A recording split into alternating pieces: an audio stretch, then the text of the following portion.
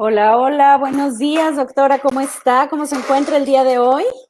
Pues muy contenta de estar una vez más cerca de Tuxpan, con Tuxpan. No, pues estamos todos encantados de tenerla a usted en este evento maravilloso. Estamos felices de que a pesar de que no podamos estar presentes y que no podamos estarnos viendo en este momento, estamos disfrutando de un evento maravilloso. Y pues bueno, sin más preámbulo, por favor, permítame presentarla a todo nuestro auditorio para que nos comparta esta maravillosa conferencia que ha preparado el día de hoy para los usuarios de Arte y Cultura de Tuxpan, Asociación Civil. Así que bueno, pues comenzamos. Ella es la doctora Filiberta Gómez Cruz. Ella es doctora en Historia Contemporánea por la Universidad del País España, investigadora de tiempo completo, Instituto de Investigaciones Histórico-Sociales de la Universidad Veracruzana, profesora titular de las experiencias educativas Veracruz Social y Económico, Colonia y Siglo XIX y Veracruz Contemporáneo Siglo XX en la Facultad de Historia. Los temas de investigación que aborda son grupos de poder portuarios, población, Huasteca veracruzana y los circuitos interiores en el periodo colonial tardío y el siglo XIX. Entre sus principales distinciones encontramos la medalla Gonzalo Aguirre Beltrán en el centenario de su natalicio, 16 de junio de 2008, otorgada por el gobierno de Beltrán. Además, por la investigación histórica sobre la población del norte veracruzano. Desde marzo del 2010 le fue entregado el 13º premio Banamex Atanasio Gesarabia de Historia Regional Mexicana 2008-2009 por la tesis doctoral defendida en la Universidad del País Vasco titulada Circuitos mercantiles y grupos de poder portuarios Tuxpan y Tampico en la primera mitad del siglo XIX. Ella es miembro del Sistema Nacional de Investigadores Nivel 1 y tiene un reconocimiento de perfil deseable del Programa de Mejoramiento del Profesorado PROMEP 2020-2020. Muchísimas gracias. Y comenzamos con su ponencia. Vamos a transmitir, si nos ha hecho favor de compartir y por favor, adelante, micrófono es todo suyo. Gracias. Buenas tardes a todos. Quiero platicar con ustedes sobre el proceso que llevó a Tuxpan a conformarse como la ciudad más importante en esta zona de la Huasteca y cuyos orígenes nos los ha comentado de manera muy puntual mi predecesora al micrófono. Las imágenes que verán son un trabajo de recopilación que cuando fui en el 2014 a dar una conferencia, me regaló en un USB el señor Raúl Serrayonga, al que le estoy muy agradecida. Y quiero darle el crédito de este trabajo. Para todos los tuspeños, muchas de las imágenes son conocidas. ¿Quién no puede recordar a estas barcazas cruzando el famoso río? Por favor, vayan pasando las diapositivas sin, sin detenerse. Esta imagen nos representa uno de los pensamientos que le han dado a Tuxpan difusión sobre qué de bello resaltar de estas tierras. Y entonces se le ha llamado Tuxpan de los bellos atardeceres. Y también está situado en un naranjal, que es una de las actividades económicas más importantes de la zona para el siglo XX, por supuesto. Adelante. Bueno, continuamos con una vista del puerto, ya es del siglo XIX también. Adelante, por favor. Muchos recuerdan ese hospital. Bueno, finalmente yo quisiera decirles que aunque es obvio para los que están en ese entorno, es bueno recordar cómo se fue desarrollando en esa parte de la costa un emplazamiento, un asentamiento que daría lugar a lo que hoy es Tuxpan. Las primeras indicaciones nos vienen en el padrón de población que se levantó cuando estaba de virrey un hombre de apellido Revilla Gijedo, y se levantaron en 1790 a 1795 más o menos. Esos censos se hicieron para toda la población y resulta que el núcleo habitacional importante no era Tuxpan, sino Tamiagua. Ahí había emplazamiento de un grupo de milicianos muy fuerte que se habían reproducido gracias a que en 1650 le habían comprado al rey una merced para pescar. Sin embargo, en Tuxpan no se registra en este de 1790 la presencia de solo 80 personas, todos ellos mulatos de profesión aserradores. Digamos que a partir ya de ese momento es un venero de maderas preciosas que va a salir hacia otras latitudes y que van a usar sobre todo las embarcaciones de contrabandistas, de piratas, que se van a refugiar en esos surgideros de la costa como es Tuxpan para ese momento, y no hay registrada población española en ese instante. Poco después van a ir cambiando las circunstancias. Adelante con pueden ir moviendo las diapositivas tranquilos. El caso es que vamos a hablar ya de una sociedad que se va a desarrollar en un pueblo tuxpeño, propiamente el antecedente de Tuxpan, a principios del siglo XIX. O sea, Tuxpan es una ciudad que nace, cuyos orígenes se fundan en el siglo XIX ya como tal, como una ciudad de importancia. ¿Cómo es que va a poder despegarse en los aspectos económicos esta sociedad? Bueno, va a ser utilizando lo que tiene en sus alrededores, que van a ser el río naturalmente, las maderas y el comercio. Ese comercio va a hacer que pronto se encuentre beneficiado porque se ensolva la entrada por la laguna de Tamiagua y entonces empieza a accederse por el puerto de Tuxpan. Es un puerto interior, está a 11 kilómetros de la costa, ustedes lo saben mejor que yo, y ahí se empiezan a sentar algunos funcionarios coloniales. El administrador de rentas, sobre todo, que va a estar muy interesado en cobrarle impuestos a los comerciantes que van acercándose ahí.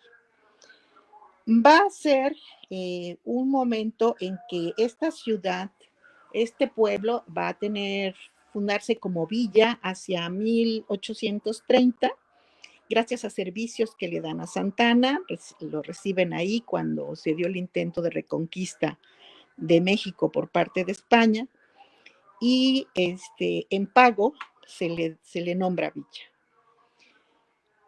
La villa empieza a albergar, a recibir inmigrantes extranjeros, sobre todo españoles, algunos franceses, y todos van a encontrar como el punto más importante el comercio que va a vincular el mar con toda la zona interior de la Huasteca, a vincularse hacia Tampico, a vincularse hacia Papantla, hacia Nautla, por supuesto, el Tecolutla, y hacia el puerto de Veracruz.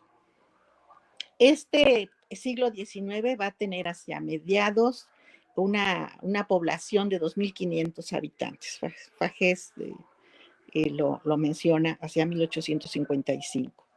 Es bueno recordar que todavía hacia esos momentos Tuxpan pertenecía al estado de Puebla, y va a ser hasta 1853 que el propio Santana, el 1 de diciembre, va a anexarlo a Veracruz. Hasta ese momento, entonces, el estado veracruzano va a tener ya un corredor de norte, desde el Pánuco hasta el sur, hasta el Tonalá, como el territorio veracruzano. Bueno, ¿Qué van a hacer? Para empezar, estos grupos de comerciantes van a adquirir tierras, van a organizarse, por supuesto, en haciendas, en grandes propiedades, y estas haciendas se van a responder ya hacia el momento del porfiriato, hacia la última mitad, el último tercio del siglo XIX, de 1877 a 1910, que se ubica el periodo, a desarrollarse incluso algunas empresas, ya no solo cultivos comerciales, sobre todo frutas, chicle, recolección de vainilla, de miel, la ganadería, por supuesto, la panela, y se van a hacer pequeñas empresas de elaboración de cigarros, productos de Ixtle y Zapupe, las relacionadas con el cultivo de la caña, abundante en la región, y la producción de aguardiente, panela y azúcar mascabado por el alto consumo de estos productos en la propia Huasteca. La siguiente. Bueno, vamos a identificar la extracción de, sobre todo, de productos como el chicle. Es conocida la familia Morales, que tenían el señor y Castillo, Félix Castillo, que tenía una farmacia muy importante en el Porfiriato. Se exporta hacia Estados Unidos el chicle. Así que va a surgir ya como ciudad reconocida en 1881. Tuxpan alcanza el grado de ciudad. Es decir, le tomó 50 años, 60, para convertirse de villa a ciudad. De ser un puerto perdido ahí en la costa, dedicado al contrabando y ser refugio de holandeses y otro tipo de personas que llegaban a hacer este comercio ilegal, a convertirse en una ciudad que va con muchas ambiciones de modernizarse. Tiene sus principales barrios, el de la Ribera, por supuesto, donde van a estar las principales bodegas y comercios, todos a la orilla del río. Va a tener un recorrido del centro hasta Tenechaco, donde Pedro Bazáñez, que era uno de los hacendados más importantes de la ciudad, construye lleva las vías y se inaugura el tren de mulitas que va desde sus negocios en el centro a su casa en Tenechaco. También va, por ahí más adelante vamos a ver la foto que fue desde casa de don Pedro Bazáñez hasta en la parte de abajo tenía el comercio y en la parte de arriba habitaba. Después se va a convertir en un cuartel de caballería importante para el siglo XX durante la Revolución. Y en la actualidad, pues tenemos todavía ese registro del barrio de Tenechaco que no se ha perdido. En el Porfiriato se van a construir los hospitales, las escuelas. Vamos a tener ese aspecto moderno en la construcción, donde tenemos para ese momento, es una determinación del Congreso Veracruzano, que en cada cabecera cantonal, los cantones se forman en 1857 y desaparecen hasta 1917 con la Constitución, que son territorios administrativos más grandes que un municipio. Van a albergar a varios municipios. Para ese momento, el cantón de Tuxpan incluye Tamiagua, y los diversos pueblos pequeños que están en sus alrededores.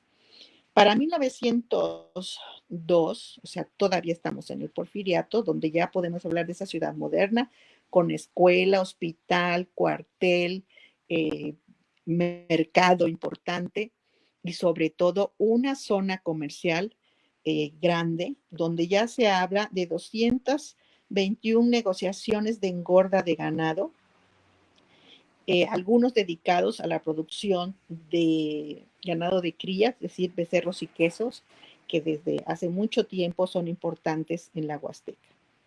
Así que esto nos habla cómo esa actividad ganadera va a ser permanente junto con la actividad agrícola, pero la actividad agrícola está orientada hacia afuera, hacia productos que van hacia el exterior, porque es el fuerte de Tuxpan, ¿no? El comercio.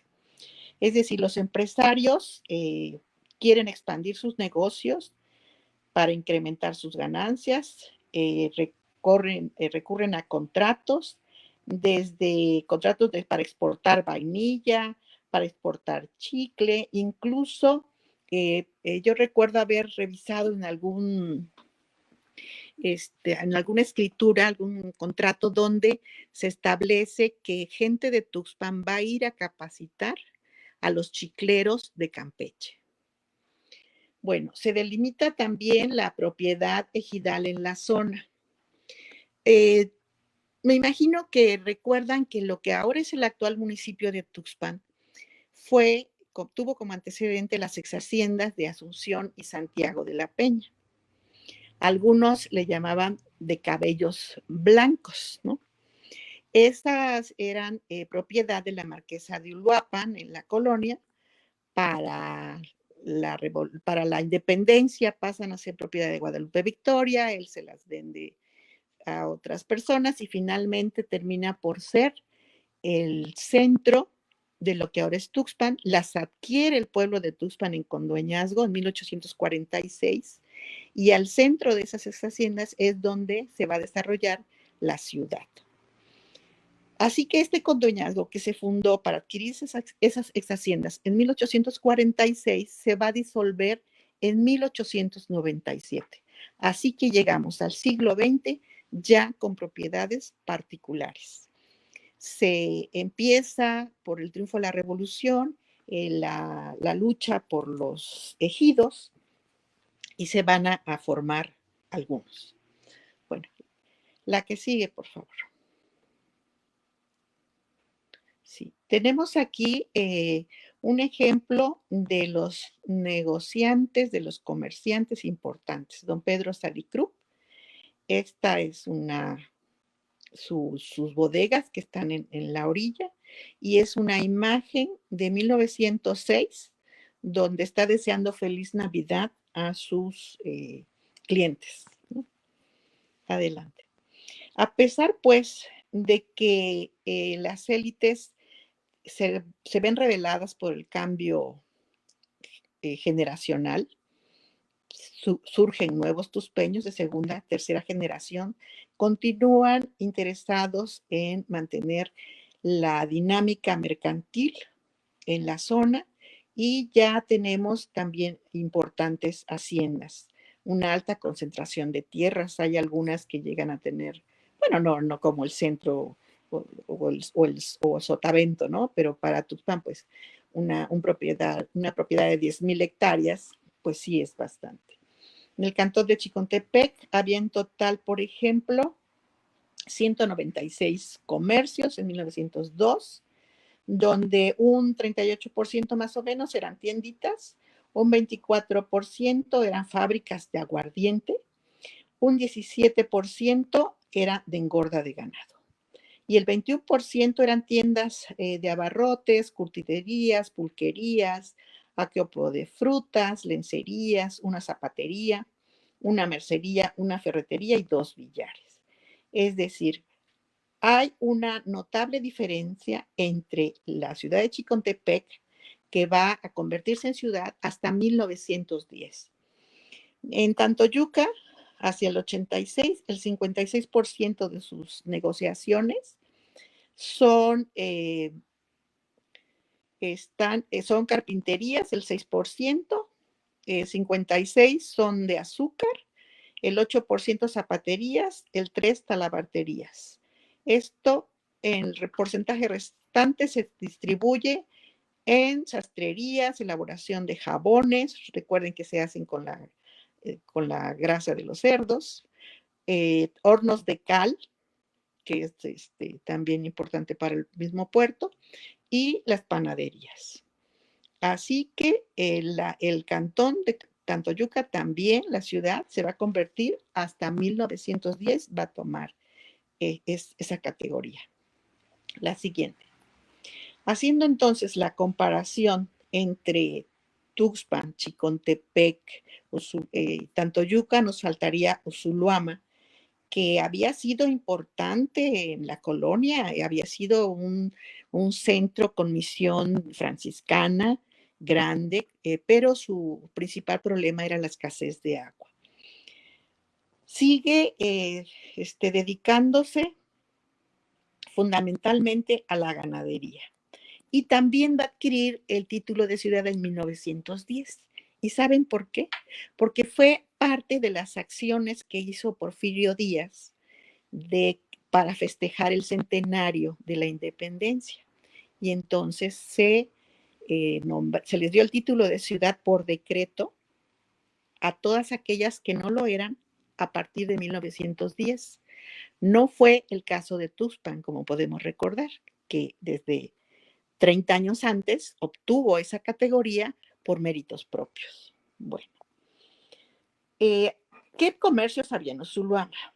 El 50% de lo que había eran tienditas, el 26% dedicados a la engorda de ganado, el 6% tiendas de abarrotes un poco más grandes y había 45 de ellas dedicadas a curtir pieles de ganado. El 14% eran 8 fábricas de aguardiente, 4 cantinas, 3 lencerías, 2 billares, 2 fondas, 2 tiendas mixtas, una herrería, una mercería, una fábrica de gaseosas y otra de cigarros, una botica, un café y una cobrería. Es decir, sí tenemos algo de artesanos de clases medias que ya tienen un mayor ingreso y que sus gustos se van haciendo cada vez más urbanos. Al interior, pues, de la Huasteca, las actividades económicas se organizan con una lógica regional. Tuxpan exporta, es el centro mercantil, ahí llegan los grandes volúmenes, se acopian y se exportan hacia el interior de México, hacia el mercado nacional o hacia Tampico o hacia Veracruz para ir camino al extranjero. Las otras ciudades son de hecho satélites de lo que es Tuxpan. Se dedican más a, sobre todo, la cuestión de la caña, se depende muchísimo y ya detallé a qué se dedicaban los menos. La que sigue, por favor. Entonces, el sector dueño del comercio, o sea, ¿quiénes son los personajes que van a impulsar este desarrollo, que van a guiar, son los que van a decir, bueno, vamos a hacer tal empresa y por tanto la gente se va a buscar empleo en ellas? Se incrementa el transporte de cabotaje. Se convierte, ustedes pueden recordar que el asfalto se va a atender en México a partir de 1934, 35. ¿Y qué pasa? Pues que tenemos lo que había sido la ventaja de Tuxpan en el siglo XIX y que la lleva a convertirse en ciudad, en el XX se convierte en un pequeño problema. Está el asfalto, pero llega hasta la ribera contraria de Tuxpan, o sea, hasta Santiago, digamos. Y hay que adaptarse a ese hecho. Hay que esperar los chalanes, hay que tomar la embarcación que nos lleve del otro lado. Todavía se pueden tomar, sería algo así como las lanchitas taxi, ¿no? Que nos llevan de un lado a otro, o servicio urbano, podríamos decirle así. Y esto va a hacer que Tuxpan se estanque un poco, porque no había ferrocarril y no había caminos carreteros. Tampoco tuvo minas, así que su riqueza mayor ha sido el comercio para el siglo XX. No obstante, fue Tuxpan la menos aislada de las ciudades y villas en la Huasteca veracruzana, debido a que siempre fue posible la conexión con el mercado externo por vía marítima, en donde la navegación de cabotaje mantuvo constante el vínculo con Tampico y Veracruz, lo que favoreció las iniciativas relacionadas con la demanda de chicle, maderas, producción de vainilla, de cueros de res, de productos de zapupe y jarciería. Todavía en cuanto a la tierra, el condoñazgo, que finalizó en 97, mediante escritura pública, se realizó la adjudicación de parcelas con carácter particular. ¿Esto qué trajo? Pues una natural concentración de la tenencia de la tierra. La gente era dueña no tenía la protección de ser tierras ejidales, que no se podían vender, ni transferir, ni enajenar, pero al ser todas estas parcelas de propiedad particular, pues se fueron vendiendo y acumulando en unas cuantas manos. Así que vamos a tener a un grupo de pudientes de la zona, anclados en la propiedad de la tierra y en el comercio. Así que la siguiente, por favor. La élite tuxpeña fue para esos momentos, ya para fines del 19, principios del 20, poseedora de un capital acumulado por la vía del comercio y por la concentración de la tierra, y eso fue haciendo que se dieran otras fuentes también de capitales, como la acumulación de bienes urbanos, es decir, la compra de casas, de edificios, y eso atrajo, ese éxito mercantil hizo que se establecieran tanto escritorios públicos, tanto espacios de crédito. Se va a establecer ahí una agencia del Banco Mercantil de Veracruz con capital español fundamentalmente. También tenemos otra del Banco de Tamaulipas, porque durante el porfiriato era posible que la existencia de bancos particulares. Y estos bancos, además, podían emitir sus propios billetes. Y dependiendo del capital y la fuerza de los propietarios, por ejemplo, del banco mercantil, que era el más poderoso, eso era el valor de su billete. Por ejemplo, un peso del Banco Mercantil de Veracruz era equivalente a 1.20 de un billete emitido por el Banco de Tamaulipas, por que se den una idea.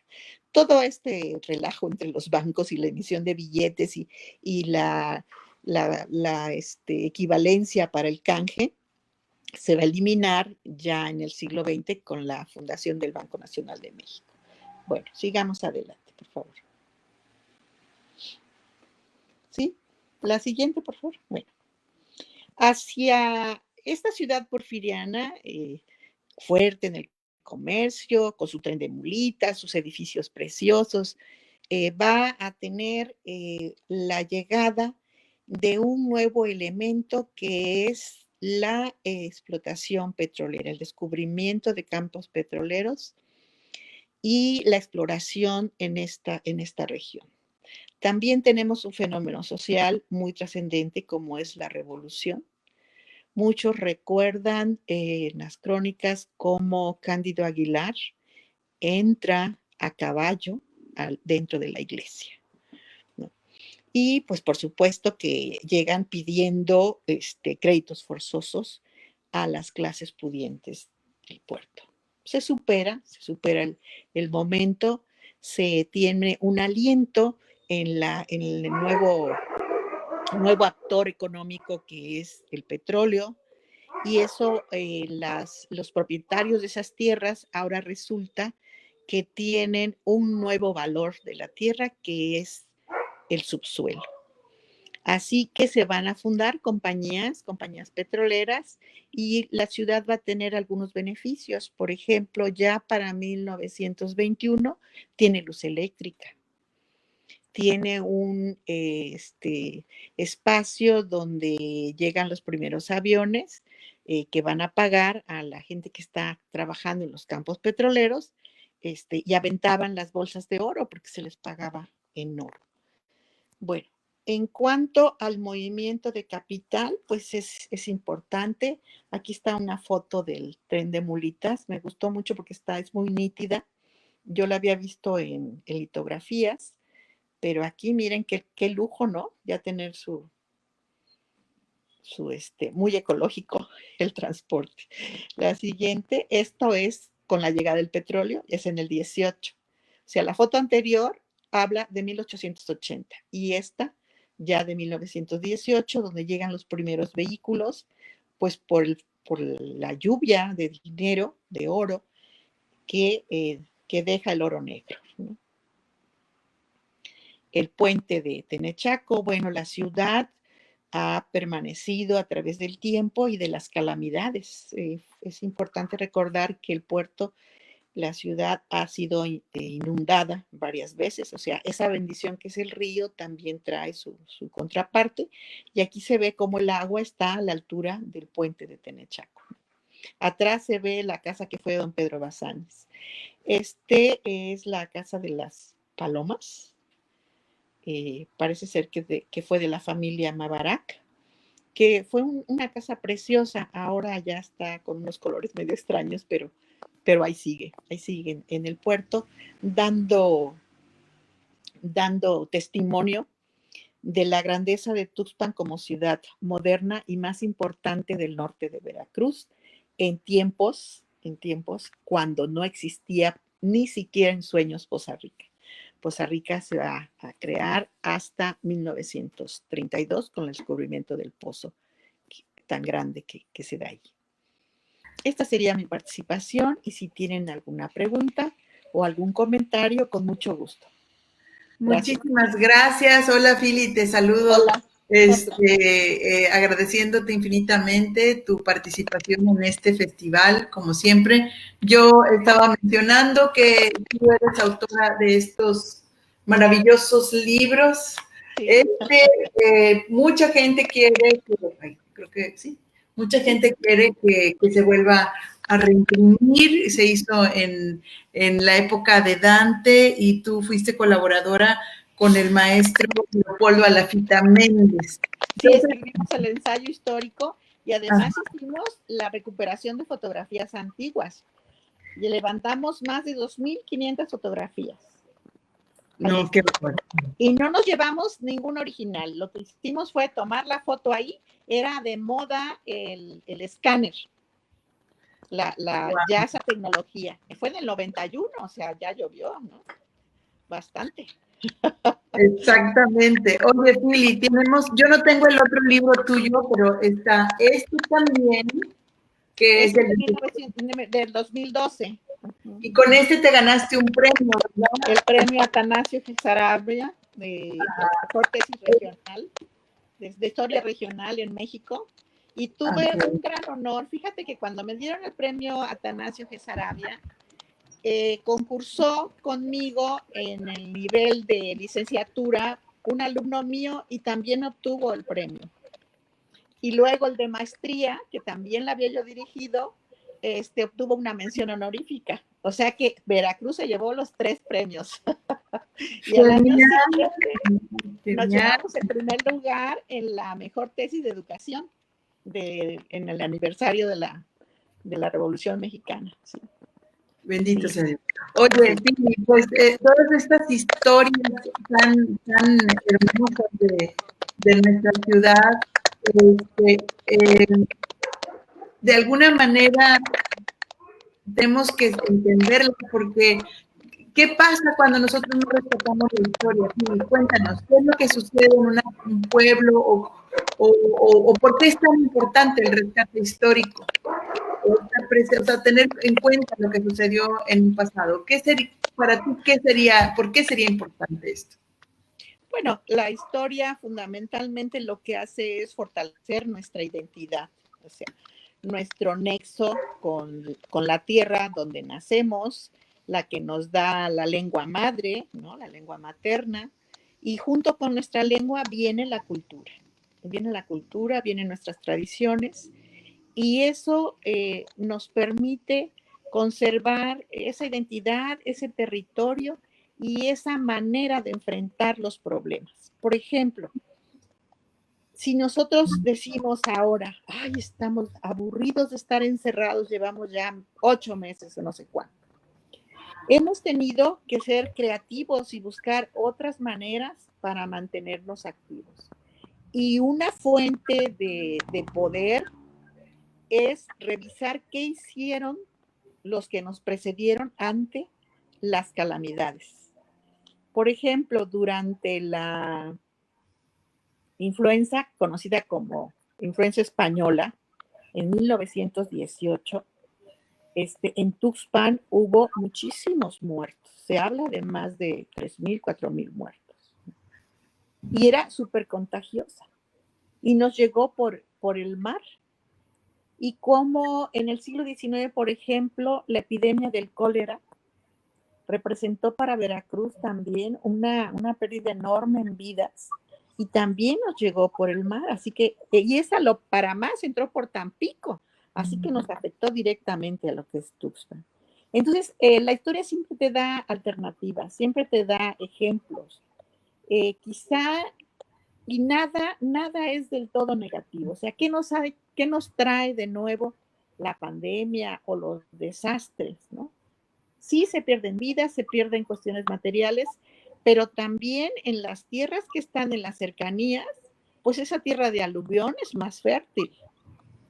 Ahorita con la pandemia disminuyó el número de vehículos, y no sé si lo han notado, pero hay más aves en las ciudades, porque no los molestamos, ¿no? Y hay muchas otras cosas que podemos rescatar y ampliar, ¿no? Tenemos también el tiempo, la oportunidad para leer. No tenemos que andar corriendo. Yo al menos ahora me rinde más el día, porque en lugar de perder 1 hora de traslado de la casa de ustedes a la facultad donde doy clases, en lugar de, me hago 40 minutos. Y ahora me ahorro esos 40 minutos, me conecto y ya estoy platicando con mis alumnos, ¿no? Entonces, también hay que considerar lo bueno y lo malo de las cosas. Claro, mira, acá nos pregunta Marju Sánchez Santiago, dice que cómo a ver, habla sobre, dice, ¿se puede decir que por estado teníamos una situación parecida al cambio de moneda internacional? O sea, estaba hablando de lo que tú mencionabas de las monedas. De los bancos, sí. Como que el patrón plata al patrón oro. O sea, para México realmente fue un venero hacia Europa, hacia los bancos ingleses, que eran los más poderosos, de la plata. La plata mexicana corría en todo el mundo globalizado de la época, ¿no? Pero va a ser en el Porfiriato cuando se cambia, o sea, no por México, sino que México sufre ese cambio de la plata al patrón oro, y eso va a depreciar en mucho nuestros recursos. Sí, trae consecuencias. Resulta que durante todo el siglo XIX y la colonia, nuestro principal producto de exportación era la plata. El 75% era plata. Sí.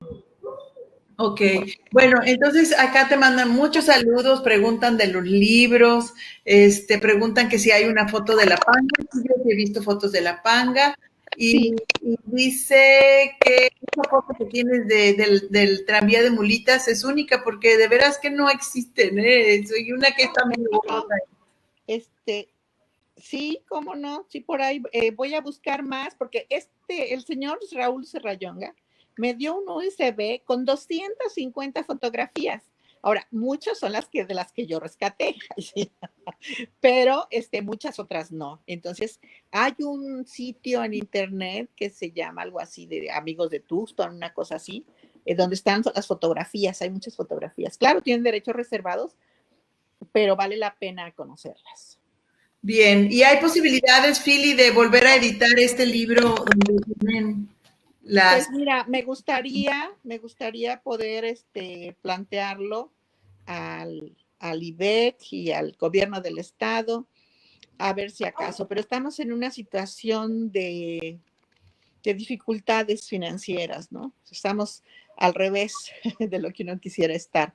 Pero pues sí, lo puedo poner como un proyecto y sería muy bonito volverlo a editar. Sé que en Tuxpan la gente ama mucho su historia y que están orgullosos. Yo, ¿sabes por qué me enamoré de la Huasteca y de este tema? Ajá. Porque cuando yo era niña tenía un tío muy guapo que se iba a caballo a Gutiérrez Zamora y de ahí tomaba el barco a Tuxpan para irse a comprar sus guayaberas y sus sombreros de calidad porque el puerto era famoso por sus modas. Llegaba moda de París, de Estados Unidos, de todas partes. Realmente era un sitio muy bonito. Hay también descripciones de algunas entrevistas que he hecho de cómo les gustaba darse el paseo por la zona comercial y después irse a contemplar el atardecer en el río, ¿no? Y bueno, ya me tocó ya en el siglo XX avanzado ver todo el reflejo de los framboyanes sobre el agua del río. Qué pena que ya no estén, ¿verdad? Pero era muy, muy emblemático del puerto esas flores. ¿Cómo no? Bueno. Fíjate que hablando de estas pandemias, yo no sé, me acuerdo que mi abuelita, por parte más paterna, mencionó que ella tuvo, no sé si viruela, y que su familia la escondió para que no se la llevara la sanidad, ¿no? O sea, que el sistema de salud pues aislaba a los niños y muchas veces, como está ocurriendo ahora, ya no los volvían a ver. Entonces, esto también pudo haber sido, ¿no? Me llamó muchísimo la atención. Pues sí, pensemos que ahora tenemos la ventaja de que hay más acceso a información, ¿no? Pero antes se pensaba que era malo vacunarse, Además, en todo el cantón de Tuxpan, con 18,000 habitantes, solo había un médico para todos ellos. Y claro, pues tenías que recurrir entonces pues a las hierbitas del mercado, que también son buenas, ¿no? Las parteras, los sanadores, ¿no? A la medicina tradicional, que ahora estamos reconsiderando, ¿no? A través del Instituto Politécnico Nacional, por ejemplo, y Chapingo, tienen sus estudios en medicina tradicional.